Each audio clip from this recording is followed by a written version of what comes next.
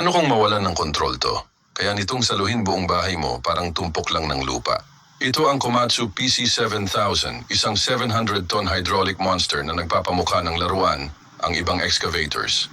Isang kagat ng bucket nito ay kayang kumuha ng 47 tons ng bato, mas mabigat pa sa 8 pickup trucks na parang nawala lang sa isang iglap. Isang swing lang, puno na agad ang whole truck na kasing laki ng building. Hindi ito exaggeration dinisenyo to para mag-load ng 2 40-ton trucks na parang tray lang ng pagkain. At ang presyo, mas mahal pa sa isang buong apartment building.